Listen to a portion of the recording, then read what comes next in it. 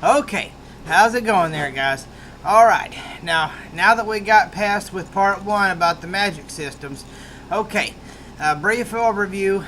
Allomancy and allomancers are people that can, burn all of these metals, and they do all these different things, and they ingest them, okay? Now, as we go along in this series, you're going to also find the second ability in these in this particular world of Brandon Sanderson of the Mistborn trilogy, and they're called terracemen. Now, terracemen have the unique ability. Well, you'll meet a character by the name of Sazed, and he's a terraceman. Okay, and it's called Feruchemistry. All right, it's well, and let me explain that. Okay, now as we said, all those other metals that we were doing a while ago were allomancers ingest them orally, and they're able to do all of these necessary things. All right, you understand where we're coming from? Allomancers do that. Okay, there's allomancers. Okay, and under the banners of allomancers, there's two kinds of deals. There's mistings that can do one ability, and then there's the Mistborn that can do all, have the ability to perform all of the abilities, burn all the metals, and do all the different abilities. Okay, those are the allomancers. Now, let's get into the Feruchemistry people. And what this is, and Sazed has all of these rings on the bottom. Most of them on their arm and on their ears and things like this. And these guys are terracemen. They're an ancient people from back before time. And it's before the time of the Lord Ruler, which when we get into the first book here, the Lord Ruler has already won. The bad guy has already won, and that's another interesting thing is the bad guy's won and he's in charge. He's called the Lord Ruler. He's so powerful that nobody has been able to ever even stand against him, and so he's basically like a god. Okay, but once we get into him, first let's get into the Feruchemistry. All the abilities that the allomancers have with metals and ingesting them, the terracemen, using a form known as Feruchemistry, are able to do with the same type of metals, but they're embedded in their skin and their ears. But the thing is they have to be contacting them in order to do it. Okay, now they don't have to burn the metals because the metals are already attached to them. See, so the need for burning them is non-existent, right? Okay, so say for instance, the ability to heal, or the ability to store magnanimous amounts of books and knowledge, or the ability to store up strength and power like pewter, or the ability, do you see where I'm going with this? The ability to store up health in times that you're going to be sick. Sazed, since he's a terraceman, can do these type of things. Okay, and so like I said, he can also make himself be very weak for a long time, but in so doing, he can store up that health in his ring of that particular metal so that he can use it later on down the line when he needs it. Or if he's going to need some strength, he can store it up and once again be weak in that particular area for a prolonged amount of time, but he can store it up in the ring. Also, since he doesn't have to store all of these knowledges of books at one time in his mind, because that'd be hard to remember, he can keep it all in that particular metal in his, and store it in his ring or on his ears. And so anytime he needs to retrieve it, he can just usually tap that particular metal and draw out that particular book or civilization. And all these terracemen specialize in different things. Most of them are are kind of servants or work as butlers and different things, or ambassadors for various countries within the world. And it just so happens that Sazed is one of them, that he likes to study people's religions, which is a big key into this book. He studies all the different cultures and all the history that he can find, so that he can just study all the religions and figure out which one's the perfect one, or which one's the real truth. See, Sazed does, and that becomes a big thing in the second book. Sazed trying to discover the truth of all these religions and all of what they're trying to be. Which one is the truth, or which one of all of them, or is there a big conglomeration of all of them that could be one truth? What single truth is there? Okay, so as we get into the books, the first book starts off with Vin. She's with a traveling company that run jobs, basically. They're basically crooks, you know. They've got a couple of thugs, you know, pewters, you know, and soothers, and smokers, and coin shots, and basically, you know, they're basically a crew. Well, you know, and her backstory of having parents, and her mother, I guess, was very mysterious, and she didn't really know her mother that well, and so she starts off with this crew, and she's traveling around, and she doesn't really know what she is yet, but she does know, and so does the crew, that she has some unique abilities to be able to, you know, influence things or influence people, and so they use her in ways to distract the people or to soothe them, I guess, is one of the metals. But of course she doesn't know. She just calls it her abilities. She doesn't know, obviously, that she's a Mistborn. Well, she'll later find this out, and she comes into contact with a guy by the name of Kelser, who we also find out is a Mistborn, able to do all of the known allomantic abilities. Well, this guy, he was wronged by the Lord Ruler, and he's hell bent on exacting some revenge, and also not only on the Lord Ruler, but all the ones that the Lord Ruler has put in charge. Kelser's ready to bring down the whole by God system. You know, he's a kick butt type of guy. But anyways, you know, so he tries to take on this Vin as an apprentice, and now this Vin is one bad chick, you know. She winds up being one, and so he starts to teach her, and you know, and more of Kelser's backstory comes out in the first book, and about him losing his wife, and being basically a slave and kept down in these mines and stuff of the Lord Ruler, because they're mining for this atium and stuff. Another we'll eventually find out is another metal. But, you know, let's not get too far ahead of ourselves here. And so basically the first book deals with Kelser and his quest for revenge. Then discovering more of her talents and her learning more about herself, and kind of a coming-of-age novel.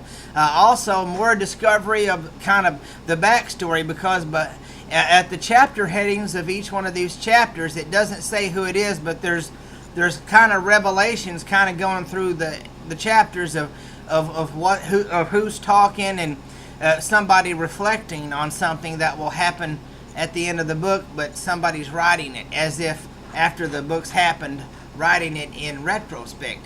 We don't know who, of course, and like I said, I'm a read and find out type of guy, so I'm going to wait for you to read to find out. I'm not going to ruin that for you, but I think you're going to like it, and this doesn't end, the first book doesn't end the way that you would expect that it would. Now, who's the bad guy? Was the bad guy so bad? I don't know. Why did he become the bad guy?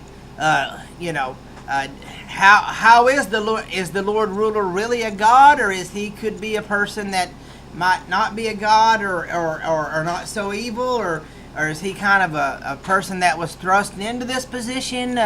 All of these things are intricately woven in all these magic systems, like I said, and I think you will really be pleased with the kind of the big aha at the end of book number 1 that gets you ready for book number 2. And also, I want to bring up very briefly another species. They got some very interesting species that are in the book that Sanderson brings about. The chondra. These are some creatures that have the ability to.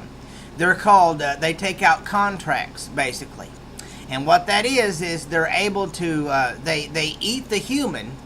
They themselves are kind of transparent, but they can eat whatever is they're supposed to destroy, and then of course they become that person. They look like them, talk like them. They assimilate all of their memories, their speech patterns, almost to where it's almost you couldn't tell that person from the chondra. Okay, and so the chondra fits into the fabric of what happened beforehand, how the Lord Ruler came into power, what were the chondra, how did they play into that, where did their history begin, how were they tied to the Lord Ruler, also there are these things called the colossus, which are like these big muscled up dudes that are combined with these little metal things inside of them. There's also the inquisitors, I believe, and these are these huge guys that have metal spikes coming out of their eyes and their hearts and different objects, which will lead into the third and the final form of magic that's in this series, called Hemalurgy, which is the ability to take a person that has allomantic abilities and you take a metallic spike, of course killing the person that's the allomancer, but it's like, say that person's a lurcher, or say that person is a rioter or whatever, or might even be a Mistborn. That's an unfortunate dude. And you would take that metallic object and you would, of course, hammer it into that person, and thereby giving that person and then the power of that allomantic ability, and then they would infuse it into that inquisitor. And so you have these inquisitors that's got these metal spikes coming out of their eyes and all these bodies and everything that have allomantic abilities that weren't beforehand weren't allomancers, but now they have all the abilities because of somebody died, and then somebody using Hemalurgy has given those guys the ability to be have allomantic powers. So watch out for those dudes. And the colossus are these big muscled up genetically enhanced guys that were just muscle bound brutes and crap, that also have these spikes in there that give them strength and stuff that's coming at you. Okay, so like I said, we go into the second book, The Well of Ascension, and once again, the chapter headings of somebody that's writing from retrospect after this book is finished. There's some big revelations in this book about a godlike figure. There's a preservation and ruin, two godlike figures that will come about in this book. And once again, I don't want to ruin this for you, so I don't want to tell you too much about this book. For this quest in the second book is to find the Well of Ascension, and there's something that they're trying to discover ancient texts about the hero of ages and him releasing this, and what the Lord Ruler was trying to do, or what the Lord Ruler was trying to protect the world from, because thus far the whole world of the Mistborn has been shrouded in mist for all that they can remember, and all this ash and soot is all over the world. And every day, all over the place, they've got to send people out and clean it and things. But something regarding the way that the Lord Ruler tried to fix things when he came into power, regarding this whole Well of Ascension thing, and them trying to discover this out. And now, at the end of Well of Ascension, then we find out a little bit more of how that plays into it. And could have these godlike entities have been able to influence the old text that we've been reading and thought to be true the whole time? Should we release what's in the Well of Ascension, or should we have not have? And how does this play in What started this whole mist that comes out at night? What is that? What is Autumn? What is the mist that comes out at night? This strange mist that people are afraid to go out into. What is Autumn? What gives people these elementic abilities? And then finally, the last book, the Hero of Ages. Who exactly is the Hero of Ages? Is it Ben? Is it her love interest that we find over Ellen? Which I got to tell you, this Ellen guy irritates the heck out of me. And this is another flaw in the book is Brandon Sanderson. I love all the magic systems and everything, but Brandon Sanderson, he cannot write on warfare and things like that, because there's the siege in this thing that drives me up the wall. That Robert Jordan is great at warfare. That Sanderson has not, at this time especially, did not master writing about warfare and realistic war and battlefield things. But other than that, Ellen becomes her love interest. But anyways, who is the Hero of Ages? How do they save the world? And at the end of the novel, it's a big, shocking thing. How does this thing end? Once again, does the world get saved? How does it get remade? Who's the Hero of Ages? And like I said, I would tell you more, but I don't want to ruin it for you. I would highly recommend that you read this trilogy. It is amazing, and every step of the way, at the end of every book, it always leaves you ready to read the next one. I'm so glad it was in a box set so I could read it all at once. I highly recommend that you run out, don't walk, run out and get the Mistborn trilogy by Brandon Sanderson. I think that you will love it. It is ready for video games around you. Run out next year, 2015. Mistborn Birthright will be available on your Xboxes and your and all your different consoles and PlayStation 4. Run out and get it. It's amazing. It's kick butt. Oh yeah, and you'll also like Spooks. He speaks in an Eastern street slang that will have you rolling in the floor. But anyways, like I said, from my bookshelf to yours, happy reading. I hope you enjoy it.